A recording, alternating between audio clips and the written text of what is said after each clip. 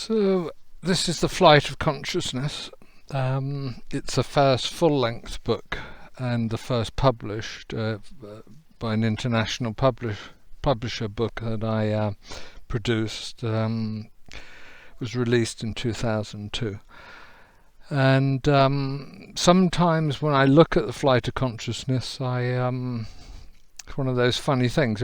As you get better with writing and more structured and more thoughtful about how to present it, a few years later you look back on when you knew a little less about how to express yourself and how to put things down on paper, and you think, wow, I can't write with that sort of unguarded kind of enthusiasm and directness anymore. In some ways, something else has taken place, some new sophistication or ability or creativity, and some things been lost. Some kind of innocent way of presenting things has been lost. So it's nice for me to look back on The Flight of Consciousness and read it, and read a book that preceded the 3 stages of awakening, and that proposes to elucidate on the spiritual journey in 4 parts. The first part is really about the stirrings of faith or search, or wanting to explore yourself or look into the world and say, well, what else is there other than this present condition? And in that way, it's rather unusual or unique, perhaps, in my writings. I wrote several books since The Flight of Consciousness and didn't necessarily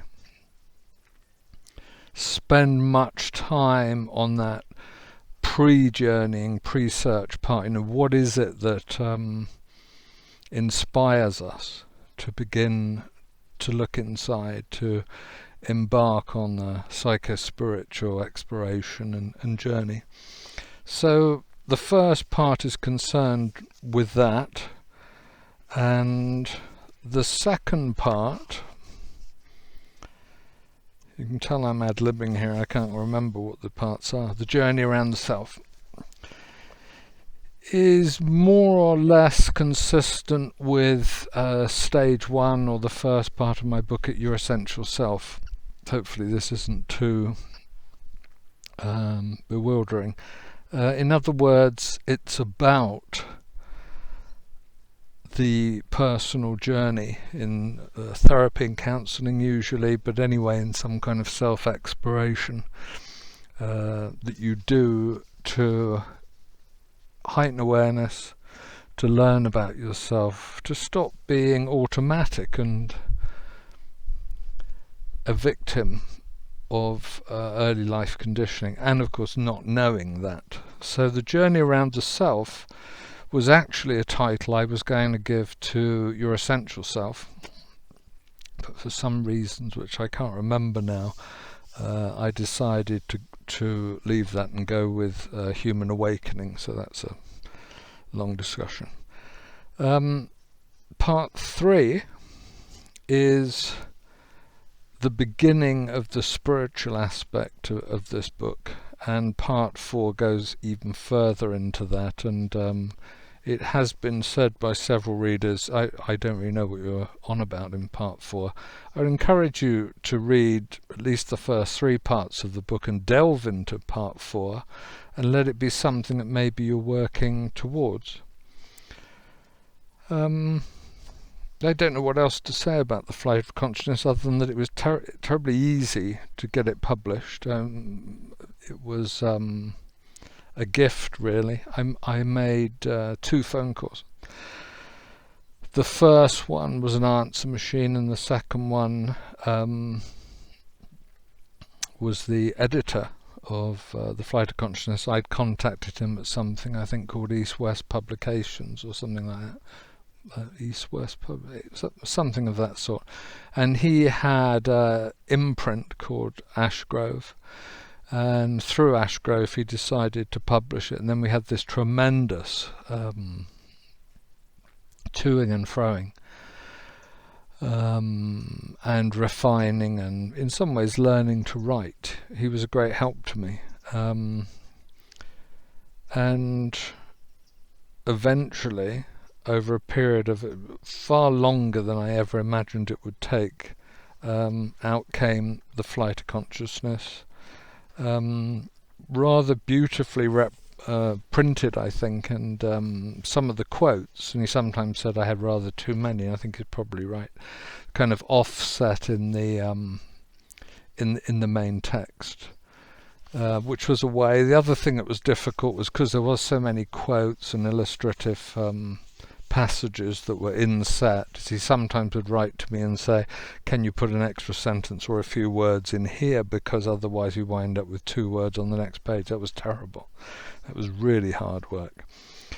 I think The Flight of Consciousness still stands in many ways. There's a few things, a few of the aspects of terminology which I may have gone past or changed in order for precision or clarification. I don't, for example, tend to use the terms higher self anymore. I find them a bit antiquated. They're in this book.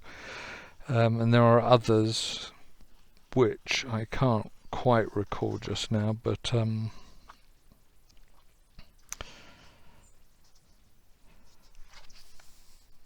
there's probably a couple more. Let's read a passage or so to you. Page 139. There's a little passage called The Miracle of Forgiveness. Total forgiveness comes out of the profound surrender of self and a deep merging with the higher self. To forgive is to let go of the hard crust of resentment and victim mentality which protects and sustains the small self. We must not get caught in the bitterness of our suffering, which perpetuates a double role of victim-perpetrator. A single act of forgiveness causes a transformation of consciousness. When we forcefully forgive, either to make ourselves feel better or to manipulate the other, resentment still flourishes and waits for the next offence. If we practice letting go of hurt, expanding beyond our habitual reactions and seeing ourselves in the other, then we may transcend the cycle of offence, resentment and forgiveness. A waterfall, as it cascades down, gives birth to thousands of droplets each second, although eventually dissolving into the body of the river which flows into the ocean. Each individual droplet is wonderfully unique for a brief time. We are the droplet. We are also the river and the ocean. We are both the forgiver and the forgiven. The Sufi master Hazrat Inayat Khan wrote, I have known good and evil, sin and virtue, right and wrong. I have judged and been judged. I have passed through birth and death, joy and sorrow, heaven and hell, and in the end I realized that I am in everything and everything is in me. Knowing I am in everything and everything is in me is the ultimate responsibility and the ultimate truth, which brushes aside the last veil. The created no longer, but the creator. This supremely transcendent insight is the spiritual condition for nirvana, for heaven itself.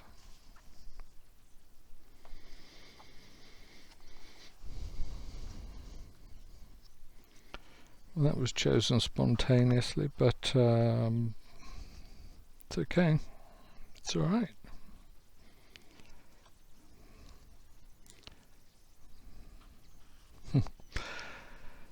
Let's just end this discussion of my book, The Flight of Consciousness, a contemporary map for the spiritual journey. You can obtain it on Amazon or Barnes & Noble and all these kinds of places, or send straight to Ashgrove Publishing. They have a website. You can obtain it directly, I believe.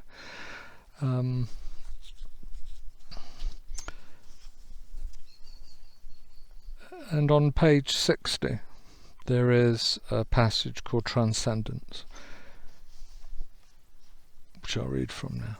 Because the divine is beyond ordinary reality, the spiritual traditions of the world point to the need to transcend the conditions of spatial, temporal existence. But the transcendence we seek is an inner condition, not an outer removal. This inner transcendence does not necessarily imply a conflict between spiritual and material values. Spiritual materialism may be expressed as much in material denial as by material enslavement. It is not a question of what or how much you have in your life, but of how you relate to what you have.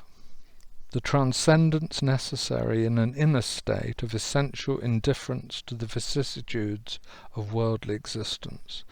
We should expect nothing and be worthy of everything. As in the Zen saying, to keep the way, resting at ease in poverty, is the basic lot of the wearer of the patchwork robe. Those who change their devotion because of destitution or success, gain or loss, are simply not yet worthy of talking to about the way. We may turn to spirituality out of desperation and just as quickly drop it when our fortunes begin to improve. The spiritual journey demands our constancy, regardless of outer conditions. The pursuit of pleasure is perhaps the most challenging attachment to transcend. Those things that give us comfort from day to day can be the most poignant attachments we have.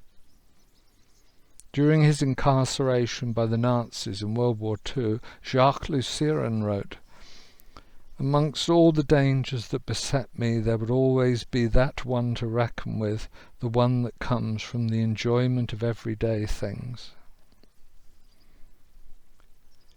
Driven inwards, both physically and psychologically, Lucien found his enjoyment of everyday things the most persistently dangerous. Why? Because he discovered that joy turns to sorrow and back again. His desire for joy was equal to his aversion to sorrow, and both conditions threatened his survival. Loving or hating, wanting or not wanting, it was his attachment to any pair of opposite states that he had to let go of to be free. Spiritual transcendence is going beyond the personal self.